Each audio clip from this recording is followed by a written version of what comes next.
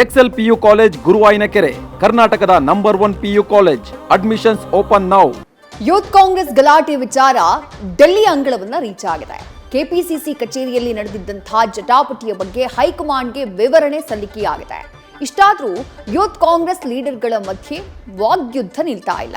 ಯುವ ಕಾಂಗ್ರೆಸ್ ಅಧ್ಯಕ್ಷ ಉಪಾಧ್ಯಕ್ಷರ ಆಯ್ಕೆ ಬಗ್ಗೆ ಎದ್ದಿದ್ದಂತಹ ಪ್ರಶ್ನೆಗಳಿಗೆ ಸ್ಪಷ್ಟನೆಯೂ ಸಿಕ್ಕಿದೆ.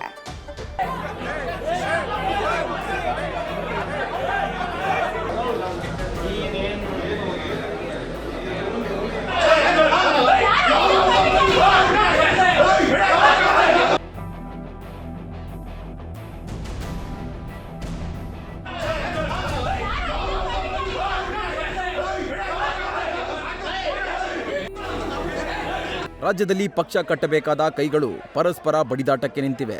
ಕಾಂಗ್ರೆಸ್ನ ಯೂತ್ ಪಡೆಯಲ್ಲಿ ತಾಳಮೇಳ ಇಲ್ಲ ಅನ್ನೋದು ಜಗತ್ ಜಾಹೀರಾಗಿದೆ. ಕೆಪಿಸಿಸಿ ಕಚೇರಿಯಲ್ಲಿ ನಡೆದಿದ್ದ ಜಟಾಪಟಿಯೇ ಇದಕ್ಕೆ ಪ್ರಮುಖ ಸಾಕ್ಷಿಯಾಗಿದೆ. ಇದೀಗ ಈ ಮಾತಿನ ಮಲ್ಲಯುದ್ಧ ಡೆಲ್ಲಿ ಅಂಗಳ ತಲುಪಿದೆ.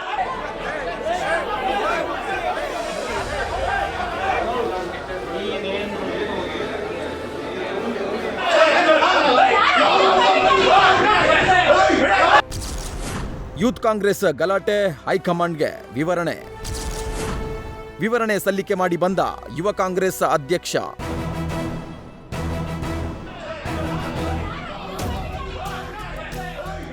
ಕರ್ನಾಟಕ ಯುವ ಕಾಂಗ್ರೆಸ್ ಸಭೆಯಲ್ಲಿ ಎರಡು ಬಣಗಳ ನಡುವೆ ಭಾರೀ ಗದ್ದಲ ಏರ್ಪಟ್ಟಿತ್ತು.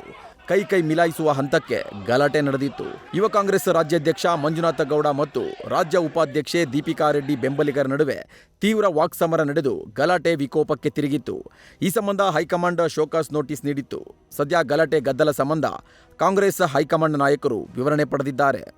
ಏನಿಲ್ಲ ಸರ್, ಎಲ್ಲದೆಲ್ಲ ಮುಗಿದೋಯ್ತು ಅಷ್ಟೇ.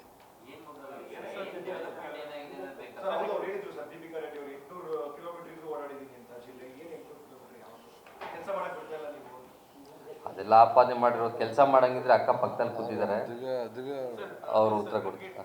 ಆಂತರಿಕ ಕಮಿಟಿ ಏನಾಗುತ್ತೆ ಒಂದು ತಿಳ್ಕೊಳ್ಳಿ, ನಮ್ಮಲ್ಲಿ ಯಾವುದೇ ಆಫೀಸಲ್ಲಿ ತೊಂದರೆ ಆದರೂ ಕೂಡ ಅದನ್ನ ವಿಮರ್ಶೆ ಮಾಡುವಂಥದ್ದು ಪಕ್ಷದ ಕೆಲಸ. ವಿಮರ್ಶೆ ಮಾಡೋದಕ್ಕೆ ಮಾಡ್ತಾ ಇದ್ದಾರೆ, ಅದೇನು ತೊಂದರೆ ಇಲ್ಲ.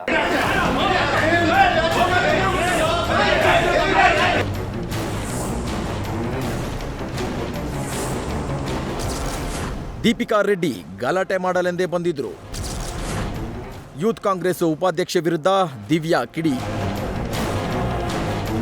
ಯೂತ್ ಕಾಂಗ್ರೆಸ್ ಉಪಾಧ್ಯಕ್ಷೆ ದೀಪಿಕಾ ರೆಡ್ಡಿ ವಿರುದ್ಧ ಮಂಜುನಾಥ ಗೌಡ ಬಣ ಬುಸುಗುಡುತ್ತಲಿದೆ. ದೀಪಿಕಾ ರೆಡ್ಡಿ ವಿರುದ್ಧ ಯೂತ್ ಕಾಂಗ್ರೆಸ್ ಪದಾಧಿಕಾರಿ ದಿವ್ಯಾ ಕಿಡಿಕಾರಿದ್ದಾರೆ.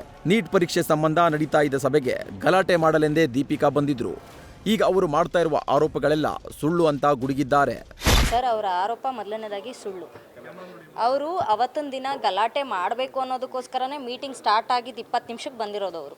ಆಯಿತಾ, ಅವ್ರಿಗೆ ನೋಟಿಸ್ನ ಕೊಟ್ಟಿದ್ರು. ತಾರಿಕ್ ಭಗವಾನು ನಿಗಮ್ ಭಂಡಾರಿ ಅವರು ಬಂದು 1 ವಾರ ಆಗಿತ್ತು, ಅವ್ರಿಗೆ ಫೋನ್ ಮಾಡಿ ಕರೆದಿದ್ದಾರೆ. ಅವ್ರ ಫೋನಿಗೆ ರೆಸ್ಪಾನ್ಸ್ ಮಾಡ್ದಿರಾ, ಅವರು ಬರ್ದಿರಾ ಅವತ್ತಿನ ದಿನ ಸಭೆಯಲ್ಲಿ ಗಲಾಟೆ ಮಾಡಬೇಕು, ಎಲ್ಲರ ಮುಖಾಂತರ ತೋರಿಸ್ಬೇಕು, ಪಬ್ಲಿಸಿಟಿ ಆಗಬೇಕು ಅನ್ನೋ ವಿಚಾರಕ್ಕೋಸ್ಕರ ಅವ್ರು ಬಂದು ಗಲಾಟೆ ಮಾಡಿ ಸುಳ್ಳು ಆರೋಪಗಳು ಕೊಟ್ಟಿದ್ದಾರೆ. ಹೆಣ್ಮಕ್ಳಿಗೆ ಸುರಕ್ಷತೆ ಇಲ್ಲ ಅನ್ನೋದನ್ನು ನಾನು ಒಪ್ಪಲ್ಲ ಸರ್. ಯಾಕೆ ಅಂತಂದರೆ ನಾನು ಒಬ್ಬಳು ಹೆಣ್ಮಗಳು, ಮತ್ತು ನನಗೆ ಆದಂಥದ್ದೊಂದು ಕುಟುಂಬ ಇದೆ. ನಮ್ಮ ಕುಟುಂಬದವರು ನಂಬಿ ಜವಾಬ್ದಾರಿಯಿಂದ ಇಲ್ಲಿ ಕಳಿಸ್ತಾರೆ. ಆಮೇಲೆ ಹೇಳಿ ಕೇಳಿ ನಾವೆಲ್ಲ ಕೃಷ್ಣ ಬೈರೇಗೌಡರು ಕಾನ್ಸ್ಟಿಟ್ಯೂನ್ಸಿಯವರು ನಮ್ಮನ್ನು ನಂಬಿ ಸ್ಟೇಟ್ ಕಮಿಟಿ ಕಳಿಸಿದ್ದಾರೆ ಅಂದರೆ ಮಂಜುನಾಥ್ ಅವ್ರ ಕಮಿಟಿಯಲ್ಲಿ ಹೆಣ್ಮಕ್ಳಿಗೆ ಸುರಕ್ಷಿತವಾಗಿರುತ್ತೆ ಅನ್ನೋದಕ್ಕೋಸ್ಕರ ಕಳಿಸಿದ್ದಾರೆ. ಈ ಆರೋಪನ ನಾನು ಒಪ್ಪಲ್ಲ ಸರ್. ಗೌರ್ಮೆಂಟ್ ಬಂದ ಮೇಲೆ JDSಗೆ ಹೋಗಿ ವಾಪಸ್ ಬಂದು ಮತ್ತೆ ಇವರೇನೋ ಪವರ್ ಇದೆ ಅಂತ ತಗೊಂಡು ಮತ್ತೆ ಇಲ್ಲದೆ ಇರೋ ಸಂಘಟನೆ ಮಾಡಿ ಎಲ್ಲ ಕಡೆ ಬ್ಯಾನರ್ ರಾಜಕೀಯ, ನನಗೆ ಬ್ಯಾನರ್ ಬೇಕು, ಏನು ರಾಜ್ಯಾಧ್ಯಕ್ಷನ ಸಮಕ್ಕೆ ನನಗೆ ಬೇಕು ಅಂದರೆ ಆಗುತ್ತಾ ಸರ್?